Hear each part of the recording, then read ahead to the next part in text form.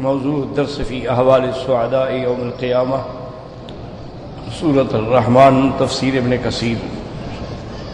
والحمد لله رب العالمين والصلاة والسلام على أشرف الأنبياء وسيد المرسلين سيدنا محمد وعلى آله وأصحابه أجمعين. اللهم صل على سيدنا محمد وعلى آل سيدنا محمد كما صليت على إبراهيم وعلى آل إبراهيم في العالمين إنك حميد مجيد. قال الله تبارك وتعالى في كلامه المجيد: بسم الله الرحمن الرحيم فيهن خيرات حسان فبأي آلاء ربكما تكذبان ولا بشيء من نعم ربنا نكذب. حور مقصورات في الخيام فبأي آلاء ربكما تكذبان لم يطمثهن إنس قبلهم ولا جان فبأي آلاء ربكما تكذبان متكئين على رفرف خضر وأبقري حسان فبأي آلاء ربكما تكذبان تبارك اسم ربك ذي الجلال والإكرام.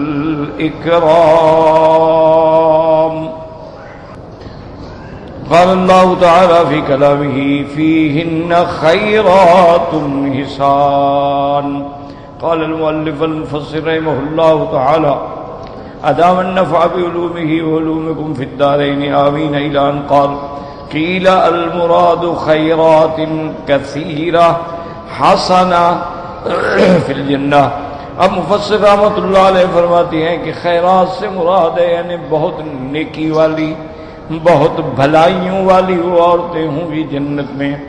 وقیل خیرات جمع خیرہ وہی المرأة الصالحة الحسنة الخلق الحسنة الوجہ.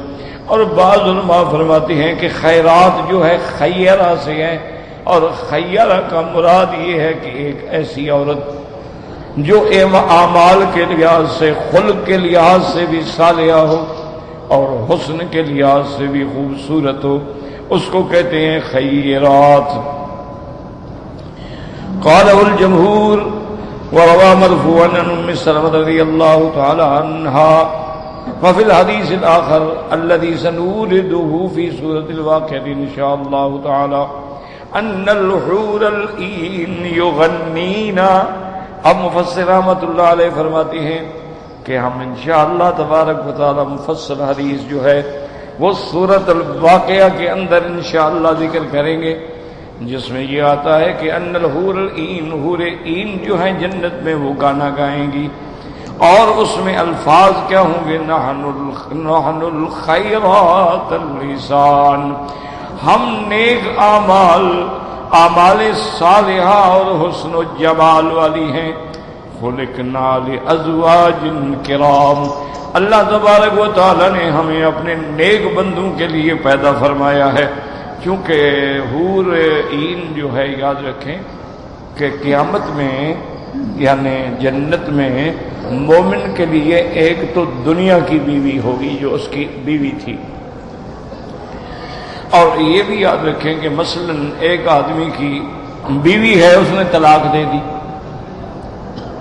اب اس نے دوسری شادی کر لی تو بھئی وہ جنت میں کس شوہر کو ملے گی. اس میں دو قول ہیں. ایک قول تو یہ ہے مفسرین فرماتے ہیں کہ اس کو اللہ اختیار دیں گے کہ دونوں شوہروں میں سے وہ جس کو چاہے پسند کرے اس کے ساتھ رہے کیونکہ انہوں نے اس آیت سے استدلال کیا ہے کہ جنت میں جو آدمی خواہش کرے گا پوری ہوگی. تو اگر وہ خواہش کرے گی کہ میں پہلے شوہر کے ساتھ رہنا چاہتی ہوں تو اللہ اس کے ساتھ رکھے اور بعض علماء فرماتے ہیں اور جمہور کا قول یہی ہے، یعنی راجح قول یہی ہے کہ نہیں، جس کی عصمت نکاح میں عورت فوت ہوگی قیامت میں اس کو ملے گی۔ یعنی اگر ایک آدمی نے طلاق دے دی یا مثلا بیوہ ہو گئی، اس نے دوسری شادی کر لی، اب اس کے نکاح میں وہ فوت ہوئی ہے تو گویا اس کی بیوی ہے، اس کے حق میں وہ فوت ہوئی ہے، تو قیامت والے دن بھی اللہ تبارک و تعالیٰ اس کو اسی خاوند کی بیوی بنائیں گے جس کے عصمت نکاح میں وہ فوت ہو۔ اور دوسری بات یہ یاد رکھ لیں کہ جنت میں جو اللہ نے حوریں بنائی ہیں وہ اس طرح نہیں پیدا ہوئی جیسے دنیا کی عورتیں پیدا ہوتی ہیں کہ ماں کے پیٹ میں اور پھر 9 مہینے کا حمل اور پھر ولادت اور وضع حمل اور رضاعت اور پھر بچپنا پھر شباب، وہ تو اللہ کے حکم سے کن فیکون بس پیدا ہو گئی۔ اللہ تبارک و تعالیٰ نے ان کو اپنی شان کن فیکون سے پیدا فرمایا۔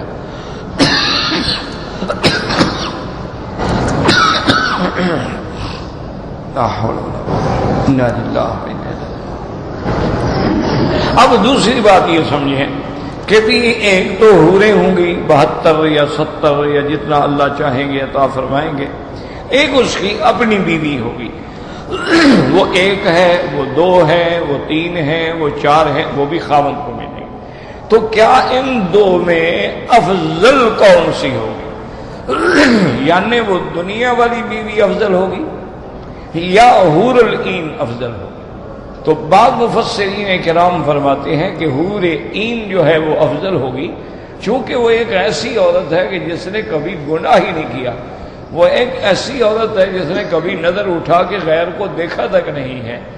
دنیا کی عورت محض بہت بڑی نیک بھی ہو تو انسان ہے، کبھی غفلت سے کبھی اچانک بھی کسی کے نظر غیر محرم پہ پڑ جاتی ہے، کبھی غصے میں کوئی زبان سے لفظ بھی غلط نکل جاتا ہے، اور کبھی عورت جو ہے وہ جھوٹ بھی بول لیتی ہے۔ تو بہرحال معنی یہ ہے، وہ فرماتے ہیں کہ وہ مخلوق جس کو اللہ نے پیدا کیا ہے وہ چونکہ گناہوں سے پاک ہیں، معصوم ہیں، اس لیے وہ دنیا کی بیوی سے افضل ہوں گی۔ لیکن یاد رکھو کہ راجح قول یہ نہیں ہے، راجح قول جمہور کے نزدیک یہ ہے کہ وہ دنیا کی بیوی افضل ہوگی، دنیا کی بیوی حور عین سے افضل ہوگی۔ اس کی وجہ ہے اس نے دنیا میں روزے رکھے ہیں، حج کیا ہے، صدقات کیے ہیں، نمازیں پڑھی ہیں، خیرات کی ہے، خاوند کی خدمت کی ہے، بچوں کی تربیت کی ہے، اس کے اعمال صالح ہیں۔ حور عین نے کیا کیا ہے؟ اس نے تو کچھ بھی نہیں کیا، اس پیدا کیا اور بٹھا دیا جنت میں، مومن آئیں گے اور ان کو مل جائیں گے۔ تو جو اعمال صالحہ کرنے والی عورت ہے اس کا کیا مقابلہ ہے؟ اس لیے علماء اور راجح قول یاد رکھو یہی ہے، جیسے کہ راجح قول یہی ہے کہ فرشتوں سے انسان افضل ہے، اور انبیاء تو علی طریق اولا افضل ہیں۔ حالانکہ فرشتے معصوم ہیں اور انسان تو معصوم نہیں ہے، انبیاء معصوم ہوتے ہیں لیکن غیر نبی تو معصوم نہیں ہوتا، لیکن پھر بھی انسان افضل ہے۔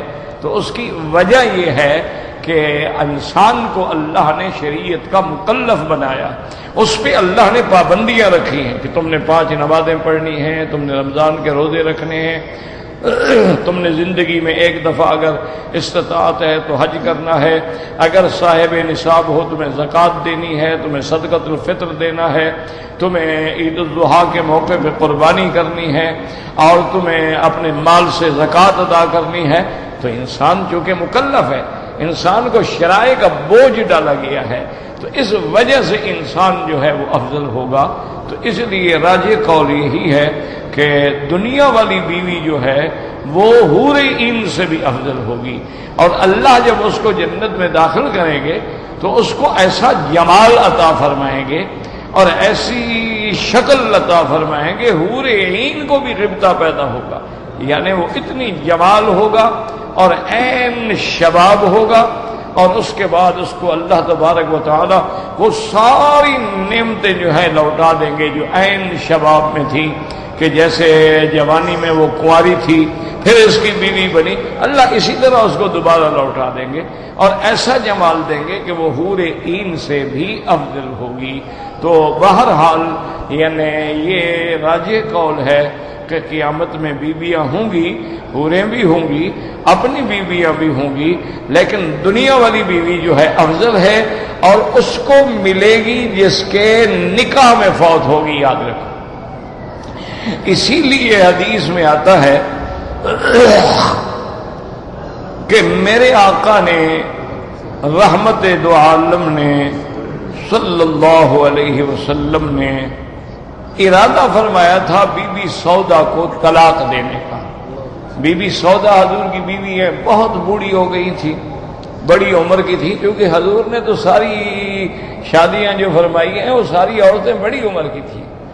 کنواری لڑکی تو صرف سیدہ عائشہ تھی، اس کے علاوہ تو کوئی عورت بھی حضور پاک کی بیویوں میں کنواری نہیں ہے، یا مطلقہ ہے یا بیوہ ہے۔ جیسے سب سے پہلی بیوی سیدہ خدیجہ الکبریٰ ہے رضی اللہ تعالی عنہا، جو محسنہ اسلام ہے اور محسنہ محمد مصطفیٰ ہے، یعنی جس کے احسان حضور پر ہیں اور جس کے احسان اسلام پر ہیں، اتنی بڑی شان والی بیوی ہے۔ یعنی اللہ تبارک و تعالی نے اس کو اتنی بڑی عظمت عطا فرمائی تھی کہ ایک دفعہ میرے آقا محبوب دو عالم صلی اللہ علیہ وسلم گھر میں تشریف لے گئے تو حضور کی عمر 25 سال تھی جب نکاح ہوا، اور بی بی خدیجہ کے 2 شوہر پہلے تھے اس سے، یعنی وہ بھی بیوہ تھی اور 2 شوہروں کی بیوی رہ چکی تھی، اور ان شوہروں سے اس کی اولاد بھی تھی۔ حضور صلی اللہ علیہ وسلم سے جب اس کی شادی ہوئی ہے اس کی عمر 40 سال تھی، اور میرے آقا کی عمر مبارک جو ہے 25 سال تھی، لیکن اس نے اپنی خدمت سے اور الفت سے اور تواضع سے اور حضور پہ خیرات سے صدقات سے اتنا مؤثر کیا کہ حضور نے اس کی زندگی میں اور کوئی شادی نہیں کی۔ تو ایک دن جب حضور تشریف لے گئے تو بی بی خدیجہ الکبریٰ نے دیکھا کہ آج حضور پریشان ہے، حضور صلی اللہ علیہ وسلم کے چہرے پہ حزن ہے، ملال ہے، غم ہے۔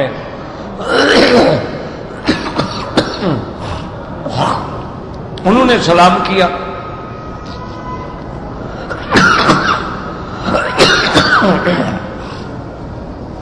اور اس کے بعد عرض کیا کہ اضحک اللہ سنک یا رسول اللہ، اللہ ہمیشہ آپ کو مسکراتا ہوا رکھے، خیر تو ہے، کیا بات ہے؟ حضور نے فرمایا خدیجہ میں نے آج کچھ لوگ دیکھے ہیں جو اتنا مفلوق الحال ہیں، اتنے مسکین ہیں، ان کے گھر میں ایک وقت کا کھانا بھی نہیں ہے، ایک وقت فاقہ کرتے ہیں اور ایک وقت کو 2 کھجوریں نصیب ہو جاتی ہیں، کوئی ٹکڑا روٹی کا نصیب ہو جاتا ہے، اور اتنی قسم و ترسی کے عالم میں ہیں کہ ان کو دیکھنے کے بعد مجھے چین نہیں آ رہا کہ میں کیا کروں۔ تو بیوی خدیجہ نے فرمایا اچھا ٹھیک ہے یا رسول اللہ آپ تشریف رکھیں، اور پھر پیغام بھیجا اپنی خادمہ کے ذریعے سیدنا ابو بکر کے پاس، ان کو بھی بلایا۔ یاد رکھیں اس وقت کوئی پردہ شردہ تو تھا نہیں نا، پردہ تو مدینے میں نازل ہوا ہے، اور بی بی خدیجہ تو فوت ہی مکے میں ہو گئی، اس وقت تک تو احکام نہیں آئے تھے حجاب کے، لیکن وہ بڑی باحیا عورتیں تھیں، بڑی با عزت عورتیں تھیں، بڑی با عفت عورتیں تھیں۔ آج کل کی طرح یہ ماڈل نہیں تھی، آج کل کی طرح یہ شوبز کی لڑکیاں نہیں تھیں، آج کل کی طرح یہ اوریانی اور فحاشی ان کے تصور میں نہیں تھی، اور زنا کا تو خیال ہی نہیں تھا۔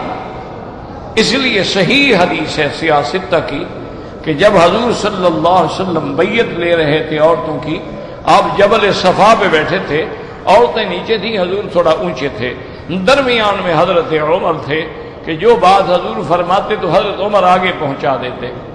اس میں حضور کی چچی ہے ہندہ جو ابو سفیان کی بیوی ہے، اور یہ وہ ہندہ ہے کہ جس نے اپنے رشتہ داروں کے خون کا بدلہ لینے کے لیے سیدنا حمزہ رضی اللہ تعالی عنہ کو شہید کرایا، سیدنا حمزہ کا مسلح کروایا، ٹکڑے ٹکڑے کرایا، اور وحشی کو کہا کہ ان کا کلیجہ نکال کے لے آنا، میں کچا کھاؤں گی۔ یعنی اتنا عداوت تھی اس کو اسلام سے، صحابہ سے اور حضور سے، لیکن اللہ نے اسلام کو غالب کر دیا، اسلام غالب ہو گیا، مکہ فتح ہو گیا، اب حل کوئی نہیں۔ تو بی بی ہندا کہتی ہیں کہ میں بڑی طویل القامت تھی، میرا بڑا لمبا قد تھا، تو میں دور سے پہچانی جاتی، اور پھر حضور کی چچی ہے، کوئی غیر عورت تو نہیں ہے نا، حضور کے چاچے کی بیوی ہے، سکے چاچے کی بیوی ہے اور چچی ہے۔ تو کہتی ہے کہ میں تھوڑا سا اپنے آپ کو جھکا کے عورتوں میں بیٹھ گئی کہ حضور مجھے پہچان نہ لیں، میری بیعت ہو جائے، جب قبول ہو گئی بیعت پھر تو مجھے حضور سزا نہیں دیں گے، پھر تو میں مسلمان ہو گئی، لیکن اگر بیعت سے پہلے حضور نے مجھے دیکھ لیا اور حکم دیا کہ پہلے اس کو سزا دو باقی کی بیعت کریں گے، پھر تو میں نہیں بچ سکتی۔ اب حضور پاک نے اس آیت کے مطابق یا ایھا النبی اذا جاءک المؤمنات یبایعنک علی اللہ یشرکن باللہ شیئا ولا یسرقن ولا یزنین ولا یقتلن اولادہن۔ اللہ نے فرمایا میرے محبوب، میرے نبی، پیارے نبی صلی اللہ علیہ وسلم، اذا جاءک المؤمنات، جب ایمان والی عورتیں آئیں، لیکن قرآن سمجھو، اگر وہ ایمان پہلے لا چکی ہیں تو بیعت کرنے کی کیا ضرورت ہے؟ بھئی اگر مومنہ ہے عورت، بیعت تو اس کی ہو رہی ہے نا جو کافرہ ہے، اس کے ساتھ شرط ہو رہی ہے نا کہ اللہ کے ساتھ شرک نہیں کرو گے، تو وہ تو پہلے مومنہ ہے۔ قرآن کہہ رہا جا کل مومنات، کہ جب مومنات مومن عورتیں آئیں بیعت کے لیے، تو علماء نے یاد رکھو جواب دیا، اللہ چونکہ جانتے تھے کہ یہ ایمان لائیں گی، اس لیے اللہ نے ان کو پہلے سے مومنات فرما دیا۔ اللہ کے آگے تو کوئی چیز چھپی ہی نہیں نا، اللہ جانتے، اور یہ بھی جانتے تھے کہ یہ مسلمات نہیں مومنات، پکا ایمان لانے کے لیے آئی ہیں، یہ صحیح معنوں میں مومنہ بنے گی۔ جب حضور کی خدمت میں آئے تو پہلی شرط یہ تھی کہ اللہ یشرکن باللہ شیئا، اللہ کے ساتھ شریک نہیں ٹھہرائیں گی، کیونکہ یاد رکھو شرک اور بدعت کی بیماری جو ہے وہ عورتوں میں زیادہ ہوتی ہے، مردوں سے زیادہ عورتوں میں ہوتی ہے۔ وہ گھر والوں کو مجبور کرتی ہے، مزار پہ جانا ہے، میں نے نظر مانی ہے، میں نے نیاز چڑھانی ہے، میں نے محرم کی مجالس میں شرکت کرنی ہے، میں نے تعزیہ شریف کی زیارت کرنی ہے، اور یہ سارے مرضیں جو ہیں نا عورتوں میں زیادہ ہوتی ہیں۔ تو آپ نے جب شرط پڑھی اللہ یشرکن باللہ شیئا ولا یسرقن ولا یزنین، اور عورتوں سے یہ بھی بیعت لو کہ وہ چوری نہیں کریں گی، کیونکہ جب شرک عورتوں میں زیادہ ہے تو چوری بھی عورتوں میں زیادہ ہے۔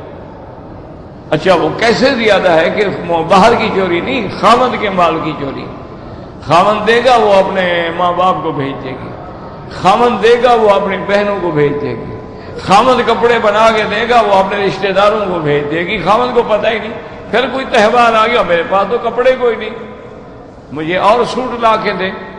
تو یہ چوری عام ہوتی ہے گھروں میں، آٹا ہے بغیر خاوند کے پوچھے دوسرے کو دے دیا، گھی آیا وہ دے دیا، مکھن آیا وہ دے دیا، کوئی سبزی آئی وہ دے دی، حالانکہ اس کو کوئی حق نہیں، جب تک خاوند سے نہ پوچھے اس کو کوئی اجازت نہیں، وہ خاوند کے مال میں تصرف نہیں کر سکتی اس کے اذن کے بغیر، خاوند کی اجازت ہر حال میں ضروری ہے، کیونکہ مالک تو ان چیزوں کا خاوند ہے۔ ہاں جو سمجھدار عورتیں ہیں وہ پوچھ لیتی ہیں کہ بھئی اگر کوئی ہمسایہ آئے یا میرے گھر والے آئے، میرے ماں باپ آئے تو کیا میں ان کی مدد کر سکتی ہوں؟ کہتے ہیں ہاں جی کر سکتی ہو، تو بات ختم ہوگی، پھر چوری نہیں رہے گی۔ اب تیسری شرط کیا تھی؟ ولا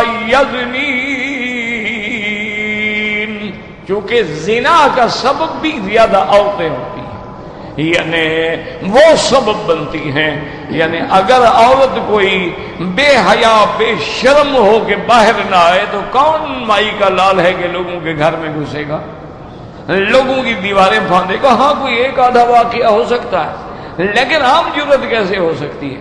لیکن جناب جب وہ باہر آ رہی ہے اور بسوں کے اڈے پہ کھڑی ہے اور موبائل کان سے لگایا ہوا ہے اور لہک لہک کے باتیں کر رہی ہے تو دیکھنے والا تاڑ جاتا ہے کہ یار شکار تو ٹھیک ٹھاک ہے، یہ ناراض نہیں ہوگی، بہرحال بات مان لے گی، چلو نہیں مانے گی تو کچھ کہے گی نہیں، وہ پھر قریب آ جاتے، تو اس لیے اللہ نے فرمایا ان سے یہ بھی شرط لو کہ شرک نہیں کریں گی، چوری نہیں کریں گی اور زنا نہیں کریں گی۔ جب حضور نے یہ آیت پڑھی نا تو بی بی ہندہ جو تھی بیٹھی ہوئی صبر نہیں ہو سکی، صبر وہ تڑپ گئی، اس نے کہا اَتَذْنِ الْحُرَّةُ یا رسول اللہ، کیوں ہم سے ایسی بیعت میں شرطیں لی جا رہی ہیں کہ زنا نہیں کرے گی؟ کوئی شریف عورت زنا کر سکتی ہے؟ زنا تو گندی عورتیں کرتی ہیں، کنیزیں کرتی ہیں، جاریہ کرتی ہیں، زنا تو طوائفیں کرتی ہیں، زنا تو معاشرے کی دھتکاری ہوئی عورتیں، کوئی شریف عورت بھی زنا کر سکتی ہے؟ آپ قریش کی عورتوں سے بیعت لے رہے ہیں اور ہمیں آپ کہتے ہیں کہ بیعت کرو گے، زنا نہیں کرو گی؟ کیا اَوَتَذْنِ الْحُرَّةُ یا رسول اللہ، کوئی شریف عورت زنا کا سوچ بھی سکتی ہے؟ حضور نے آواز پہچان لی، فرمایا انت ہندہ، تم ہندہ بول رہی ہو؟ انہوں نے کہا نا اب کیا کریں؟ نام یا رسول اللہ۔ تو آپ نے فرمایا یہ اللہ کا حکم ہے، تمہاری غیرت، تمہارے جذبات اپنی جگہ پر ہیں، لیکن وہ خالق ہے، وہ مالک ہے جس نے مشینری بنائی ہے، اس کو پتا ہوتا ہے کہ میری مشینری کا کون سا پرزہ ڈھیلا ہے، اس نے پیدا کیا ہے، اس کو پتا ہے کہ عورت نے کیا کیا خطا کرنی ہے۔ یہ ضروری نہیں ہوتا کہ ہر عورت کرے، لیکن یہ حکم عام ہے سب کے لیے۔ پھر بھی حمدہ کو جا کے اطمینان ہوا۔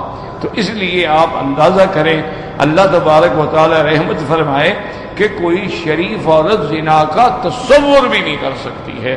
تو اس لیے علماء نے لکھا ہے کہ جو دنیا کی عورتیں ہیں ان کو اللہ جمال بھی دیں گے، ان کو اللہ حسن بھی دیں گے، اور وہ اسی کی بیوی بنے گی جس کی عصمت میں مرے گی۔ اس پہ میں نے حدیث عرض کی تھی بی بی سودا رضی اللہ تعالی عنہا کی۔ حضور پاک نے ارادہ فرما لیا کہ میں طلاق دے دوں تاکہ بیچاری آزاد ہو جائے، میرے حقوق ادا کرنے کے بھی قابل نہیں رہی، بوڑھی ہو گئی ہے بیچاری۔ تو بی بی سودا کو پتہ چلا تو اس نے حضور کی خدمت میں درخواست کی کہ حضور میری بات سن لیں۔ حضور نے فرمایا ہاں سودا کیا کہتی؟ اس نے کہا یا رسول اللہ آپ جانتے ہیں کہ میں بوڑھی ہو گئی ہوں، مالی فی الرجال، اب مجھے تو کسی یعنی مرد کی خواہش ہی نہیں رہی، لیکن میری صرف ایک تمنا ہے، خدا کے لیے مجھے طلاق نہ دے، میں چاہتی ہوں کہ قیامت میں آپ کی بیوی بن کے اٹھوں، مجھے اس نعمت سے تو محروم نہ کریں۔ باقی دنیا کے اندر جو میرا دل ہے، انی وہبت لعائشہ، میں نے اپنا دن جو ہے وہ بی بی عائشہ کو دے دیا ہے۔ تو معنی یہ ہے کہ باقی بیویوں کے بعد آپ ایک دن رہیں گے تو بی بی عائشہ کے بعد 2 دن رہیں گے، کہ ایک دن بی بی سودا کا بھی ان کو مل گیا۔ تو حضور نے طلاق نہ دی، تو معنی یہ ہے کہ جس کے نکاح میں ہوگی عورت جنت میں اسی کو ملے گی، اس لیے بی بی سودا نے یہ تمنا کی۔ اسی طرح غضب رسول اللہ صلی اللہ علیہ وسلم فطلق حفصہ، حضور پاک ناراض ہو گئے،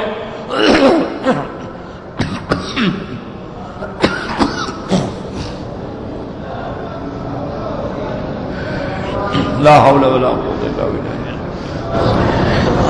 اور سیدہ حفصہ بنت امیر المومنین عمر بن الخطاب رضی اللہ تعالی عنہم، آپ نے بی بی حفصہ کو طلاق دی، غصے میں حضور نے طلاق دی، کیونکہ بی بی حفصہ نے حضور کا راز جو تھا نا وہ بی بی عائشہ کو بتا دیا۔ بی بی عائشہ اور بی بی حفصہ سہیلیاں تھیں، تو حضور کو غصہ آ گیا۔ آپ نے فرمایا میں نے تمہیں کہا تھا کہ کسی کو بات نہیں بتلانی، تم نے عائشہ کو کیوں بتلا دی؟ تو اس لیے حضور پاک نے طلاق دے دی۔ ورنہ یاد رکھو کہ طلاق دینا کوئی اچھا کام نہیں ہے۔ صحیح حدیث میں ہے کہ ابغض الحلال عند اللہ الطلاق، حلال چیزوں میں سب سے مبغوض چیز جو اللہ کو نہ پسند ہے وہ طلاق ہے، کہ طلاق کی اجازت تو دی ہے لیکن اللہ کو پسند نہیں ہے۔ اسی طرح حضور پاک صلی اللہ علیہ وسلم تزوجوا ولا تطلقوا، آپ نے فرمایا شادی کرو، نکاح کرو، لیکن طلاق نہ دیا کرو۔ فرمایا کہ طلاق کی وجہ سے اہتز العرش، اللہ کا عرش ہل جاتا۔ حضور نے فرمایا طلاق نہ دیا کرو۔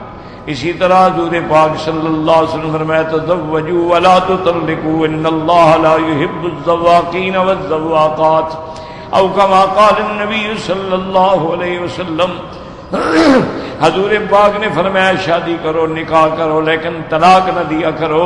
اللہ تبارک و تعالی مزہ چکھنے والے مردوں اور عورتوں کو پسند نہیں فرماتے کہ شادی کر لی، 2 4 6 مہینے رکھا پھر طلاق دے دی، جیسے آج کل امیر لوگ جو ہیں خاص طور پر عرب معاشرے میں، ہمارے ہاں تو خیر روٹی نہیں ملتی تو دوسری شادی کیا مٹی کرے گا غریب، وہ تو پہلی کو کھانا نہیں کھلا سکتا، کپڑے نہیں دے سکتا، تو دوسری شادی کہاں سے کرے گا۔ لیکن یہاں جو دولت مند لوگ ہیں مختلف عرب ممالک کے، انہوں نے نعوذ باللہ واقعی جیسے حضور نے فرمایا تھا کہ دین کو مذاق بنا دیا ہے، وہ شادیاں کر لیتے ہیں۔ اچھا جی میں نے 3 مہینے یورپ میں رہنا ہے، ٹھیک ہے، جاتے ہوئے شادی کر لی، تو جب آئے طلاق دے دی، پھر دوسرے ملک میں گئے وہاں شادی کر لی، واپس آئے پھر طلاق دے دی۔ تو یہ جو ہے یہ اللہ کو ناپسند ہے کہ تم نے کیا کر رکھا ہے، شریعت کا بہانہ کر کے، یعنی نعوذ باللہ تم مختلف عورتوں سے مزہ لینا چاہتے ہو۔ شادی کرنی ہے نا، ایک نیت ہی سے شادی کرو کہ میں نے نبھانا ہے، اس لیے تو نہیں ہے نا کہ پہلے دل میں ہوتا ہے کہ یار میں نے یہاں اس ملک میں 1 مہینہ رہنا ہے، 1 مہینے کے بعد چھوڑ دیں گے۔ اچھا یہ جتنے غریب ملک ہیں نا اللہ معاف کرے، جیسے ہمارا ملک ہے، بنگلہ دیش ہے، انڈونیشیا ہے، اسی طریقے سے آپ دیکھیں انڈیا ہے، اللہ معاف فرمائے، وہاں تو یہ ایک مستقل عذاب، بڑے لوگ وہاں جاتے ہیں، اچھا اور پھر 5-6 ہزار ریال کا 1 لاکھ بن جاتا ہے، تو اگر وہ 20,000 ریال بھی جیب میں ڈال لیں تو ٹکٹ بھی ہو گئی، ہوٹلوں کے کرائے بھی ہو گئے، ایک نئی نویلی بیوی بھی مل گئی، مہینہ 1.5 مہینہ گزارا، طلاق دیا، السلام علیکم۔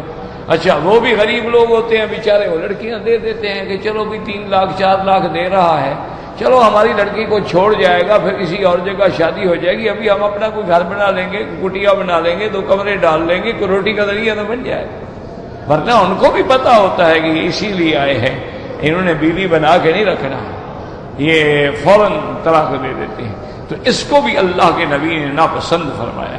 ہاں حالات ہیں جیسے حضور پاک نے طلاق دے دی، اور یہ بھی حکمت ہے کہ اگر حضور طلاق نہ دیتے تو امت قیامت تک کیا کرتی، امت کے لیے تو راستہ ہی نہیں تھا نا پھر نکلنے کا۔ اور لوگ کہتے بابا جب تمہارے پاک پیغمبر نے طلاق نہیں دی ہے تو تم کیوں دے رہے ہو؟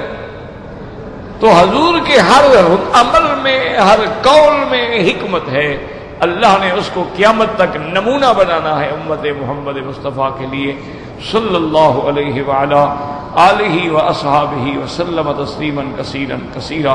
تو آپ نے بی بی حفصہ کو طلاق دے دی۔ اب دیکھیں کہ دنیا میں عورتوں کے سفارشی انسان ہوتے ہیں، ماں باپ آتے ہیں، بھائی آتے ہیں، رشتہ دار آتے ہیں، یار تم نے کیا کیا، کیوں طلاق دے دی، مہربانی کرو اپنی بیوی کو واپس لو، کیوں گھر برباد کر رہے ہو۔ لیکن بی بی حفصہ کا دیکھیں سفارشی کون ہے، اللہ تبارک و تعالی۔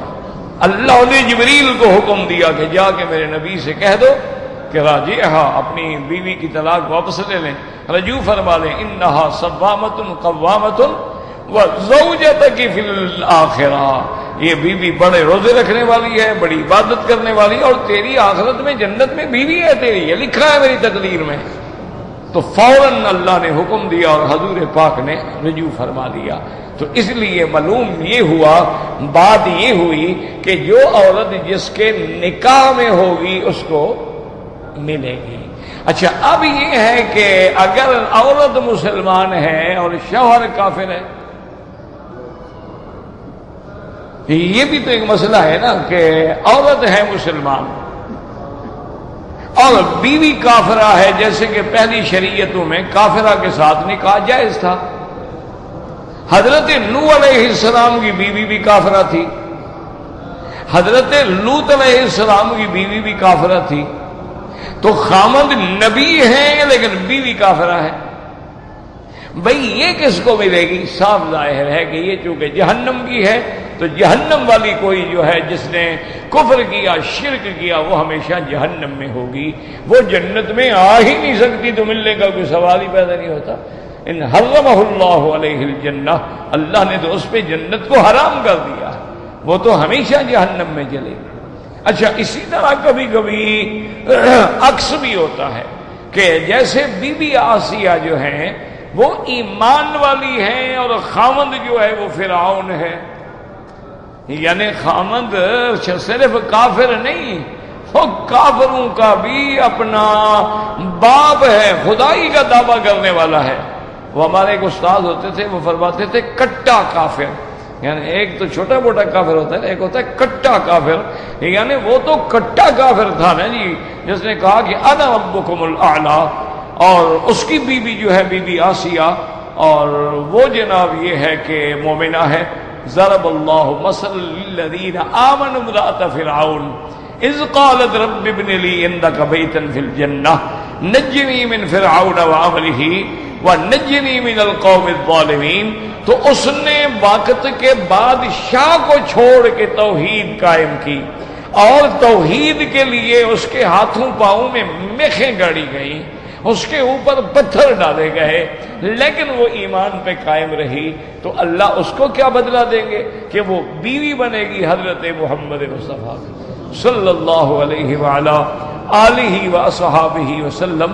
اس کی دعا منظور ہو گئی نا، اس نے دعا کی تھی نا، یا اللہ میرا گھر ہو لیکن اندہ بیت اندکا، تو میرے قریب ہو، تو سب سے قریب گھر تو پھر محمد مصطفیٰ کا ہی ہوگا۔ اللہ نے کہا ہم اسی گھر میں آپ کو بھیج دیتے ہیں، وہ تو دعا بھی منظور ہو گئی۔ تو رب ابن لی عندک بیتا فی الجنہ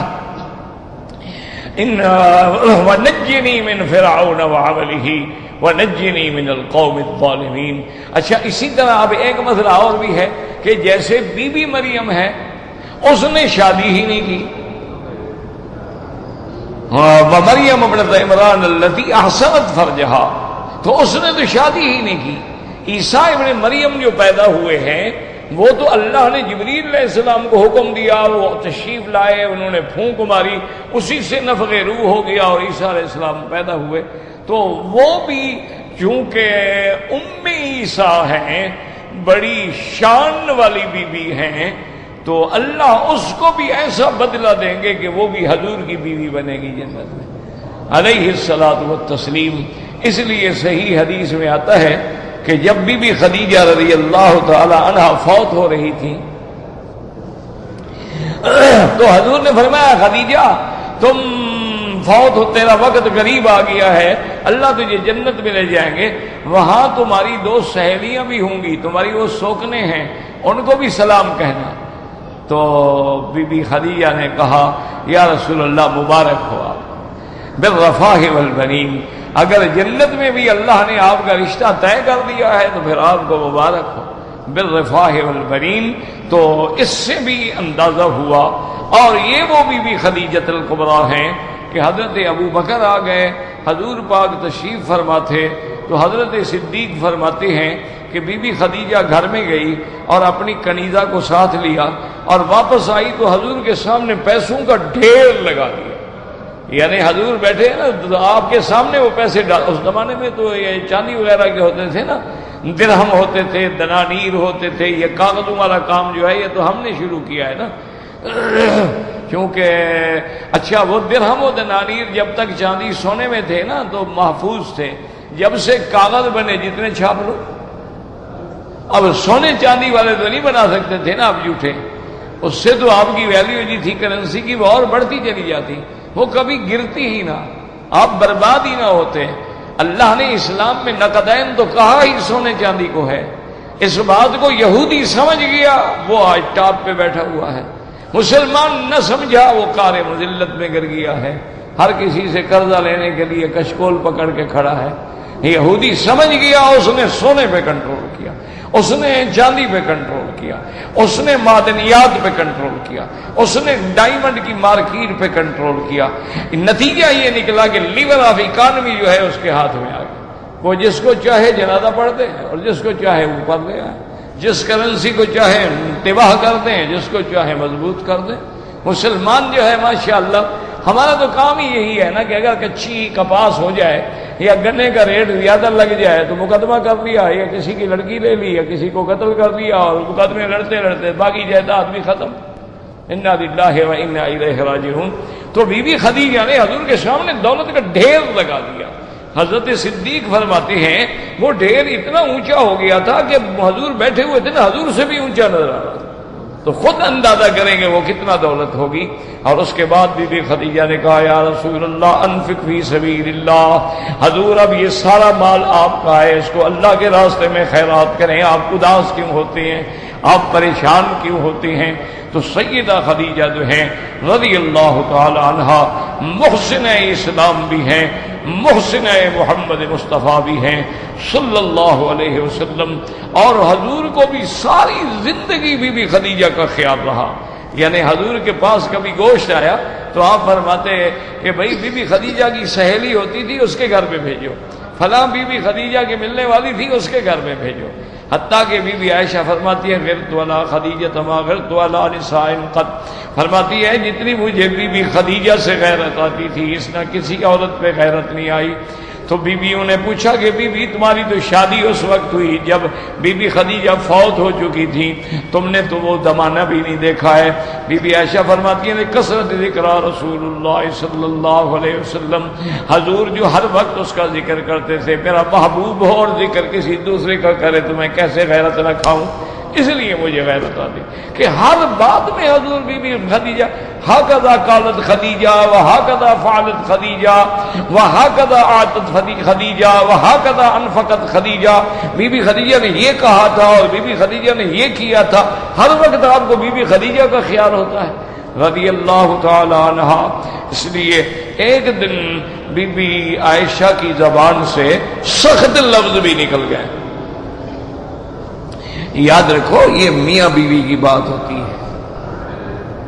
اگر عائشہ کے بغیر بجائے یہ لفظ کوئی اور حضور کی شان میں کہے وہ تو کافر ہو جائے. حضور کی شان میں ایک ذرے کے برابر توہین کرنے والا جو ہے کافر ہے اور زندیق. وہ صراحتاً کرے یا کنایتاً کرے، اگر اس کے کلام سے اس کی بات سے رحمت دو جہاں کی شان میں کمی ہوتی ہے تو یہ وہ آدمی ہے جس نے اللہ کو ایذا دی ہے، اللہ کے رسول کو ایذا دی ہے، اس پہ اللہ نے لعنت بھیجی ہے. یعنی حضور کی ایذا اللہ کو پسند نہیں. فرمایا من آذانی فقد آذ اللہ، جس نے مجھے ایذا دی اس نے اللہ کو ایذا دی. وَمَنْ آذَ اللَّهَ فَيُوشِكُ أَن يَأْخُذَهُ، اور جو اللہ کو ایذا دیں گے اللہ ان کو پکڑ لے گا. تو اس لیے یعنی بی بی عائشہ، اسی لیے بعض لوگ ہمارے اپنے مولوی بھی ٹھوکریں کھا گئے، اللہ رحمت کرے، انسان ہیں نا، فرشتے تو ہم نہیں ہوتے نا، ہم سے بھی تو ہزاروں غلطیاں ہوتی ہیں. ہمارے بڑے بڑے اسکالر، بڑے بڑے ڈاکٹر، بڑے بڑے پروفیسر کتابیں لکھ کے ایسی ایسی ٹھوکریں کھائیں، اللہ معاف کرے، اللہ معاف کرے، اللہ معاف کرے.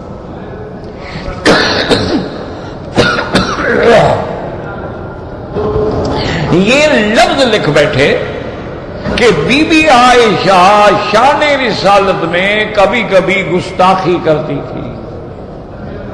حضور کی شان میں گستاخی کرے تو پھر مسلمان رہ گئی. نعوذ باللہ ثم نعوذ باللہ ثم نعوذ باللہ. حضور کی شان میں گستاخی،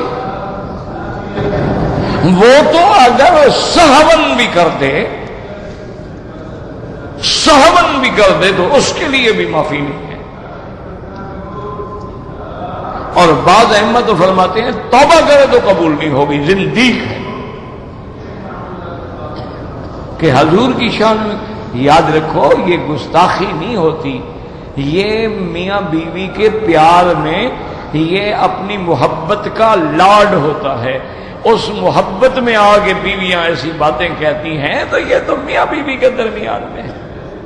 تم اپنی کتابوں میں یہ لفظ لکھتے کہ حضور نے فرمایا ہوتا کہ تم گستاخ ہو تو پھر رکھتے حضور اس کو گھر میں. جب سرکار دو عالم نے نوٹس نہیں دیا تو ہم کون ہیں نوٹس لینے والے؟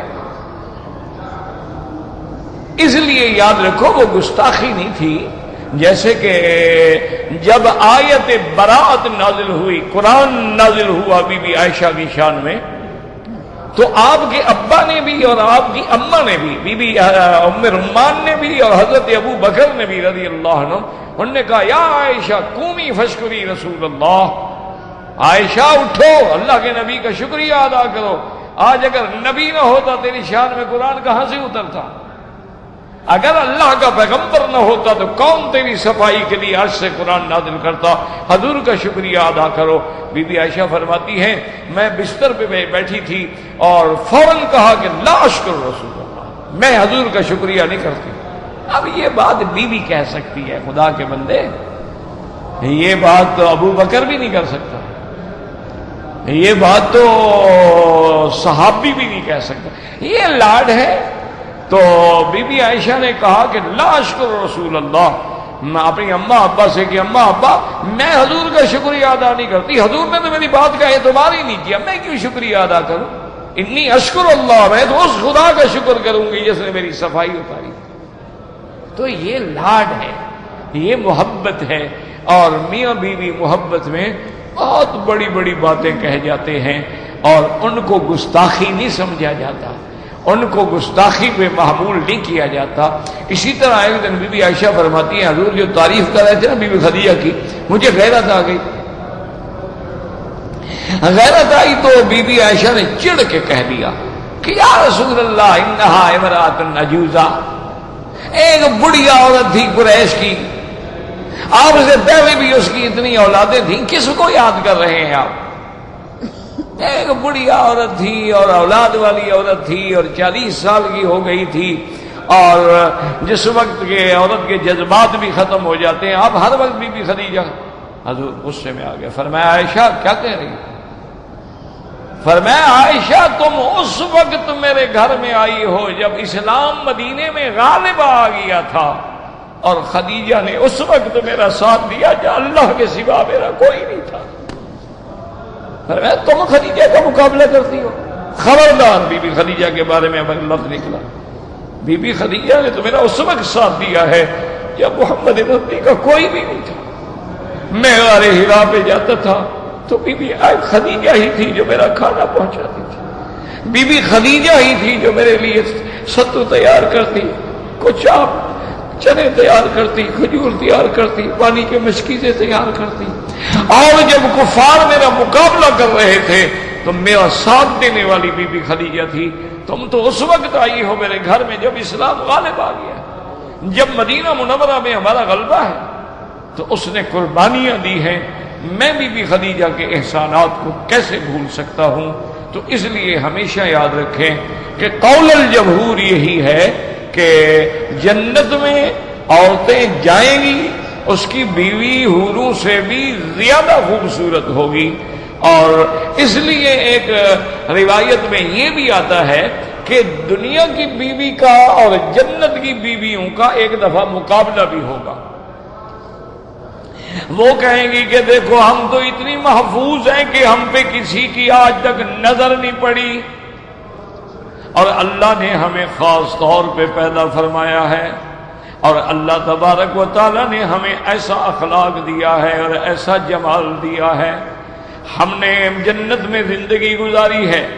لیکن مسلمان عورتیں جب جواب دیں گی کہیں گی کیا بی بی کیا کہہ رہے ہو؟ نحن صلینا وما صلیتم، ہم نے تو اللہ کی نمازیں پڑھی ہیں، تم نے تو کچھ بھی نہیں پڑھا ہے، ہم نے حج کیا ہے، تم نے تو حج نہیں کیا ہے، ہم نے تو روزے رکھے ہیں، تم نے تو روزے نہیں رکھے ہیں، ہم نے تو اللہ کے احکام کی اطاعت کی ہے اور تم نے تو کوئی اطاعت نہیں کی ہے، تم ہم سے کیسے افضل ہو سکتی ہو؟ تو ان کا بھی آپس میں ایک مکالمہ ہوگا، اور اللہ یعنی اس مومنہ عورت کو ایسا جمال دیں گے کہ حور العین بھی اس کا مقابلہ نہیں کر سکتی۔ اس لیے اللہ فرماتے ہیں فیہن خیرات حسان، بعض علماء نے فرمایا خیرات، یہ جو ہے لفظ خیرہ سے ہے، یعنی ایسی عورتیں جن کو اللہ تبارک و تعالی نے چن لیا ہے اخلاق میں بھی اور جمال میں بھی. اور بعض علماء نے فرمایا خیرات کثیرت، یعنی بہت بہتری، ہر وقت جن کی زبان پہ تسبیح ہوگی، تقدیس ہوگی، ہر وقت جن کی زبان پہ اپنے خاوندوں کی اطاعت کا زور ہوگا. اللہم ارزقنا الجنت بغیر حساب. یا اللہ ہم سب کو جنت الفردوس اور وہ بھی بغیر حساب کے عطا فرما دے. میرا مولا ہم کو حساب دینے کے قابل ہیں. ہم تیری دربار میں کیا منہ لے کے آ سکتے ہیں، لیکن تیری رحمت اتنی بڑی ہے، تیری رحمت اتنی بڑی ہے کہ وہ ہر چیز سے زیادہ ہے. تو اس رحمت کے کروڑویں درجے سے ہم پر بھی رحمت عطا فرما دے. اس لیے ایک دعا میں آتا ہے کہ یا رب کل شیء، یا رب کل شیء بقدرتک علی کل شیء فاغفر لی کل شیء لا تسألنی عن شیء.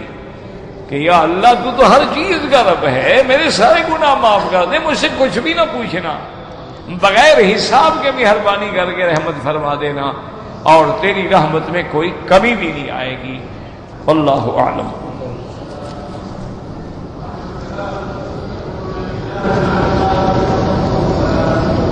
کیا جنت میں جنابت بھی ہوگی اور غسل بھی لازم ہوگا؟ یہ مجھے دیکھو یاد رکھو، ایک تو ایسے میں بیمار ہوں، آدمی بیماری میں چڑچڑا ہو جاتا ہے، اور دوسری میری بد سمجھیں، کیا بد اخلاقی سمجھیں کہ میں ایسی قوم سے تعلق رکھتا ہوں جو ویسے ہی بد دماغ ہوتے ہیں. ہمارے بلوچ جو ہیں نا، ماشاءاللہ سبحان اللہ، ان کا اپنا سوچ ہوتی ہے. ہمارا ایک سردار تھے، بہت بڑا سردار تھا بلوچوں کا.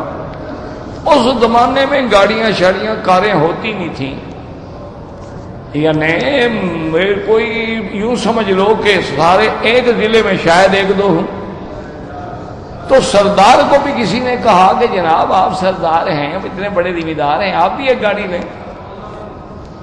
وہ بھی چلا گیا، گاڑی لے آیا. اس زمانے میں گاڑیاں کہاں، کراچی میں ملتی تھیں، عام شہروں میں تھوڑی گاڑیاں ملتی.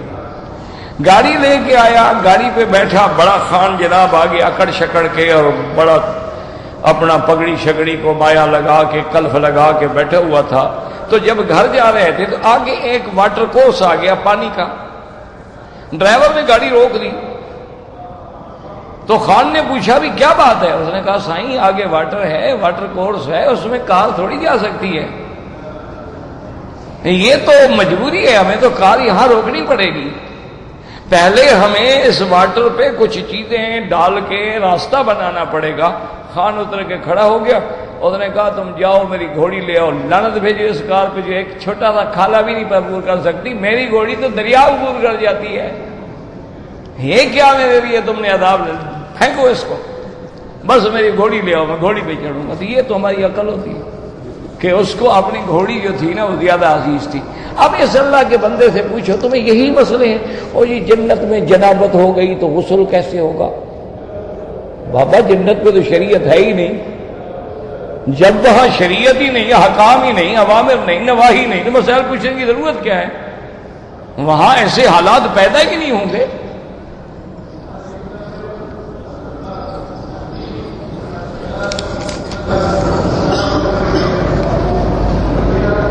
کہتے جی کہ 3 دن کے لیے اللہ کے راستے میں نکلیں. بالکل نکلنا چاہیے. تو جس نے ساری زندگی اللہ کے راستے میں لگائی ہوئی ہے وہ آپ کو دین نظر نہیں آتا؟ صرف تم دین اسی کو سمجھتے ہو، باقی کوئی کام دین کا نہیں ہے. عقل کرو. جن لوگوں نے حدیث پڑھاتے پڑھاتے زندگی گزار دی ہو، تمہیں تو لفظ حدیث کا ترجمہ بھی نہیں آئے گا. بڑا اچھا کام ہے تبلیغ، 3 دن کے لیے نہیں، ساری زندگی کے لیے نکلو. لیکن یہ معنی تو نہیں کہ جو اہل علم قرآن و حدیث میں مشغول ہیں ان سے کہو کہ جی یہ دین کا کام نہیں، دین کا کام صرف وہی ہے. یہ تو پھر بے وقوفی والی بات ہے. اللہ تبارک ہوتا ہے. اگر علماء نہ ہوتے تو مولوی الیاس کہاں سے پیدا ہوتا؟ اگر حضرت شیخ الہند رحمت اللہ علیہ اس کو اس راستے پہ نہ لگاتے تو کہاں تبلیغ ہوتی؟ اگر علماء نہ ہوتے تو حضرت محمد یوسف کہاں سے پیدا ہوتے؟ اگر علماء نہ ہوتے تو حضرت انعام الحسن کہاں سے پیدا ہوتے؟ اگر علماء نہ ہوتے تو حضرت شیخ الحدیث محمد زکریا رحمت اللہ علیہم کہاں سے پیدا ہوتے؟ اگر علماء نہ ہوتے تو حضرت رائے پوری کہاں سے پیدا ہوتے؟ اصل تو علماء ہیں، اصل تو مدارس ہیں، جو قلعے ہیں اسلام کے، اور جو اسلام کے لیے رجال کار بنا رہے ہیں، اور آگے وہ رجال جا کے کوئی دین کے کام میں جڑ گیا، کسی کو تبلیغ میں لگا دیا گیا، اور کسی کو فتوے پہ حضرت مفتی کفایت اللہ کو لگا دیا گیا، کسی کو نظام تصوف کی قرآن و سنت کے مطابق چلانے پہ لگا دیا گیا، اور کسی کو انگریز کے خلاف جہاد پہ لگا دیا گیا، تو یہ تو سارے کام دین کے ہیں۔ یہ بڑی مشکل ہوتی ہے، آج کل بیچارے پڑے ہوئے تو ہوتے نہیں، تو 3 دن لگا لیے، 40 دن لگا لیے، سمجھتے ہیں کہ باقی اب ہم آسمان سے 1-آدھا میٹر دور ہیں۔ یہ بھی نہ کیا کرو۔ ہم اس جماعت کو حق سمجھتے ہیں، ان کی خدمات کے ہم قائل ہیں، ان کی محنتوں کے ہم قائل ہیں، انہوں نے پوری دنیا میں اللہ کا دین پہنچایا ہے، لیکن اس کا معنی یہ نہیں کہ جو باقی لوگ دین کا کام کر رہے ہیں ان کو تم دین ہی نہ سمجھو۔ یہ ایک بیماری ہو جاتی ہے۔ مدرسے میں کبھی وہ پیسہ نہیں دیں گے، اپنی زکوٰۃ کبھی طالب العلم کو نہیں دیں گے، کیوں؟ ان کے نزدیک وہ دین کا کام ہی نہیں ہے۔ دین کا کام سمجھیں تو مدرسوں کی مدد کریں نا۔ اگر جذبہ ہوگا تو اپنا مدرسہ بنا لیں گے، لیکن پہلے مدرسے کی مدد نہیں کریں گے۔ تو دعا کریں اللہ ان کو بھی ہدایت دے، اللہ ان میں بھی جو غلطیاں ہیں دور فرمائے، اللہ ہم میں بھی جو کوتاہیاں ہیں دور فرمائے۔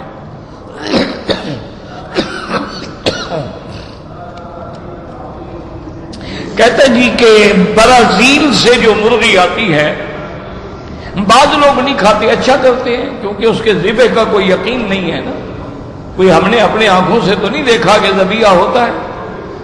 اور بھی دنیا کے ملکوں سے آتی ہیں، پولینڈ سے آتی ہیں، برازیل سے آتی ہیں، تو جو جانور یا مرغی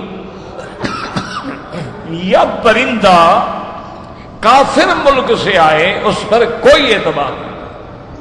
اس کی وجہ یہ ہے میرے عزیز کہ 1,00,000 مرغی اگر روز کو بھیجنی ہو، چاہے اس کو چین بنا دیتے ہیں کہ مرغیاں لٹکتی آتی ہیں، ذبح کرتے جاؤ، کتنا ٹائم لگے گا؟ تو اس میں احتیاط بہتر ہے۔ البتہ جو اس ملک کی اپنی کمپنیاں ہیں وہ خالص ذبح ہے اور خالص حلال ہے۔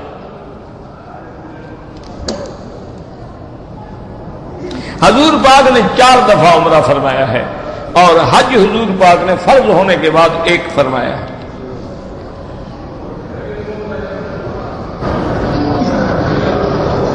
کہتے جی کہ ہم نے، اللہ نے 7 زمینیں پیدا فرمائی ہیں، ہم اوپر رہتے ہیں تو ہم تو آسمانوں کو دیکھتے ہیں، تو جو ہم سے نیچے زمین والے ہیں ان کو بھی نظر آتا ہے۔ ایک دن چلے جاؤ، جا کے دیکھ لو۔ مجھے تو پتہ ہے نہیں، کیونکہ میں تو گیا نہیں نیچے، اور نہ مجھے بحث کرنے کی ضرورت ہے کہ نیچے کون رہتا ہے اور وہ کیسی مخلوق ہے۔ اس کو آسمان دیکھنے کی ضرورت بھی ہے کہ نہیں ہے؟ تمہیں شوق ہے تو ایک دن قبر میں بیٹھ جاؤ، اوپر سے کہو بند کر دو، پھر دیکھو تمہیں آسمان نظر آتا ہے۔ اللہ کے بندے، یہ اللہ کے معاملات ہیں، اور یاد رکھیں کہ آسمانوں کے درمیان میں فاصلے ہیں، زمین کی تہ بر تہ میں فاصلہ ہی نہیں ہے تو ساتھ۔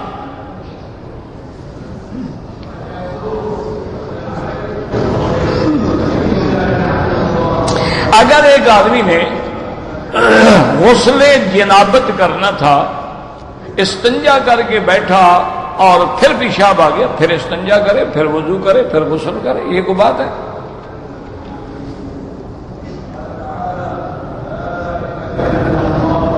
کہتے ہیں جی کہ ہم یہاں قرآن مجید ایک دوسرے کو سناتے ہیں تو قیامت میں بھی مومن قرآن پڑھیں گے، لیکن وہاں تکلیف نہیں ہوگی، وہاں شوق کے لیے پڑھیں گے۔ بلکہ ایک حدیث میں آتا ہے کہ مومن یہی سورۃ الرحمن پڑھیں گے۔